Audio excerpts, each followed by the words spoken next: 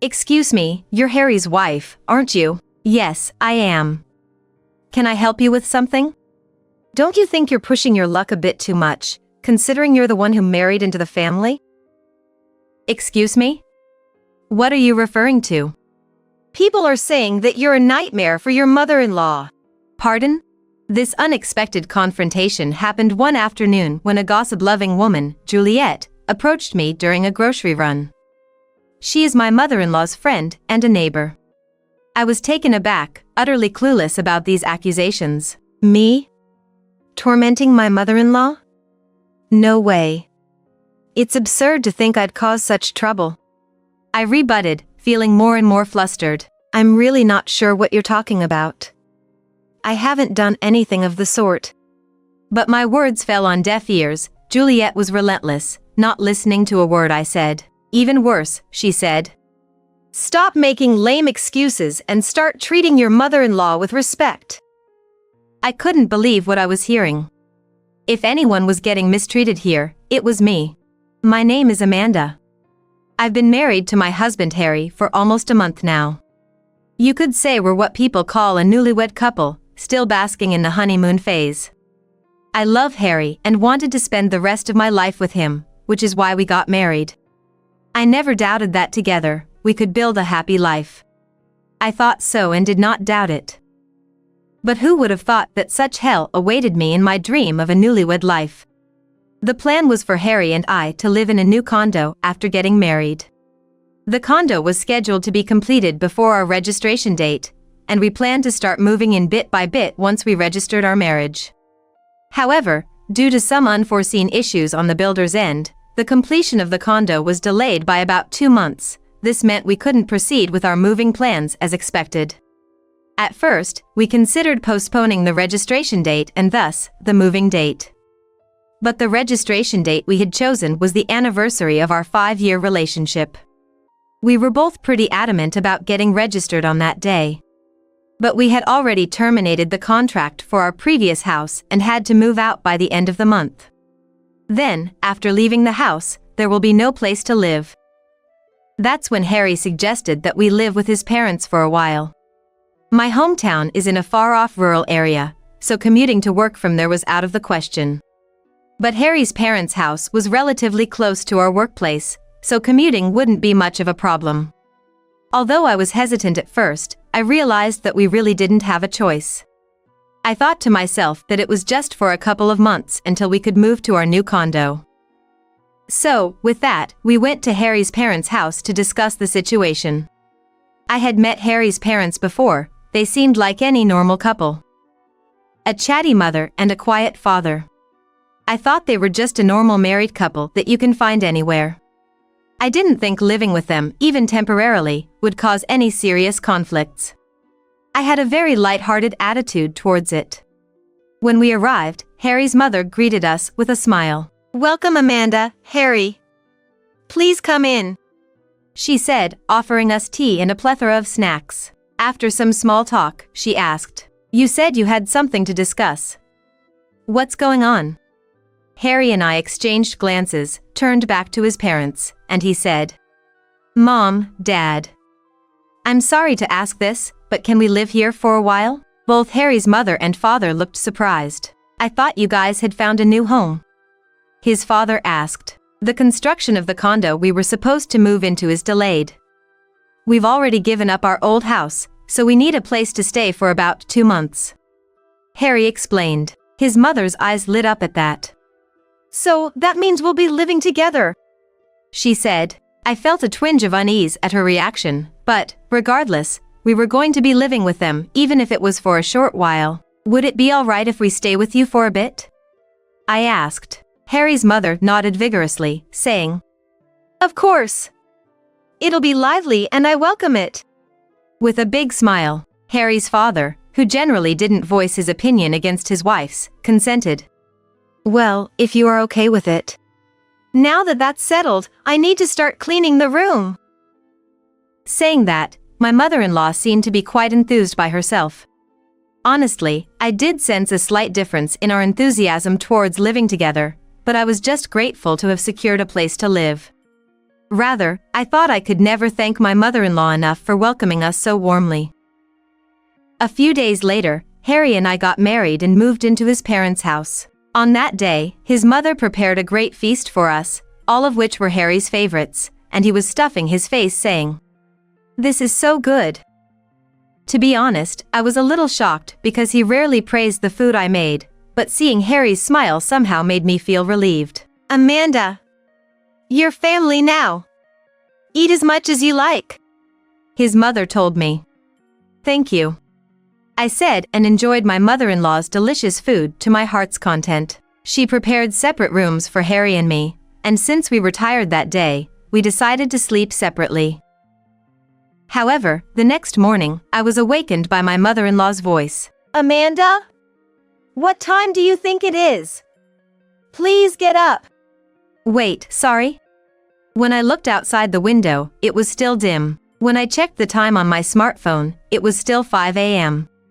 I didn't understand why she woke me up so early on my day off, and when I looked confused, she said, "Don't space out. Please get up.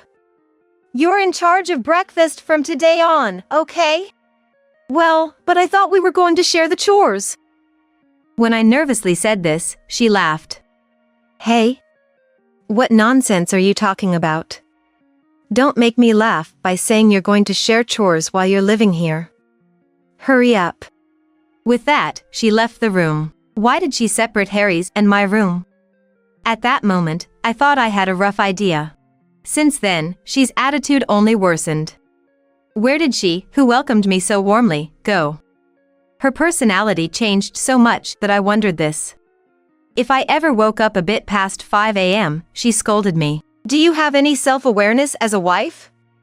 I wouldn't mind if you left." If she didn't like something about the chores I did, she'd say, "What's with the way you're doing things? You're really not educated at all. I'd like to see the faces of your parents."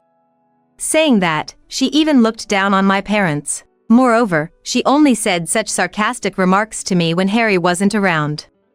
When he was there, she would be overly nice to me. I couldn't bear it anymore and decided to talk to Harry about it. "Hey, about your mom, she keeps making snide remarks and it's really hard for me." When I said this, "Snide remarks? From Mom? She must be just overly concerned about you thinking you're her daughter." Harry laughed. "I'm seriously worried." No matter how many times I told him this, Harry never took me seriously, and he always ended the conversation by saying, "Mom's just worried about you. Please try to get along." He made a troublesome face after saying that. We hadn't even been married for a month, and this was the situation. I was quite desperate about my newlywed life with Harry. And then, the incident happened. Being taunted and oppressed by my mother-in-law every day. Shopping time was the happiest time for me, who was getting close to my limit. I had the day off this day too, so I finished all the tasks that my mother-in-law told me to do and went shopping. After finishing my shopping, I went to the grocery store to buy what my mother-in-law had asked for. Then, someone spoke to me there. "Excuse me, you're the wife of Harry, aren't you?" "Yes, I am, but..." "Isn't it a bit too harsh to be treated like this, considering you're the one who got married?" "Excuse me? What are you referring to?" "You are said to be harassing your mother-in-law, not the other way around." "What?" At her sudden accusation, my mind went blank. Of course, it would. I had no recollection of doing such a thing. However, the woman named Juliet seemed to think I was playing dumb. "It's not good to feign ignorance. You push the housework onto mother-in-law every day, badmouth her, and gallivant around town, don't you?" She said such ridiculous things. "Hold on a minute. I'm not pushing housework onto anyone, nor am I badmouthing anyone. Moreover, saying that I'm gallivanting around. So, what's in those shopping bags then? Are they not as she said?" With those words, she pointed at my shopping bags and glared at me. "That's not true. I just happened to be off work today." No matter how I tried to explain, she didn't seem to want to listen. Instead, she sighed heavily and said, "I feel so sorry for her. Having such a disappointing daughter-in-law. She must be home doing the housework you dumped on her. She said that and left. At that moment, I felt something snap inside me. Am I the one harassing my mother-in-law? Am I the one pushing housework and bad-mouthing? This is ridiculous. The one pushing housework and bad-mouthing, forcing everything onto me while gallivanting around, it's all her, every single thing, it's all my mother-in-law. With that thought, I left the grocery store without buying anything. When I returned home, as expected, my mother-in-law was waiting for me. You're late. It's embarrassing to gallivant around till this time. She said that. The time was still before 6 p.m. I wanted to retaliate, but I swallowed my anger and replied, I'm sorry. Then she sighed deliberately and asked, So, did you get what I asked for? I'm sorry. I rushed back home. So, I replied. Then she started to get angry, her face turning red. Stop slacking off. Really, how many times do I have to tell you? You're such a useless daughter-in-law. A disappointing one. It's embarrassing that you're my son's wife. She yelled at me. At that point, I smiled at her. I'll become the kind of daughter-in-law you say I am. Anne declared. At that, she looked surprised for a moment. Finally understood, did you? But she quickly smirked. And then, so for starters, go buy what I asked for and then start preparing dinner. Before she could finish, I interrupted her. That's impossible. I have to push housework onto you, after all. What?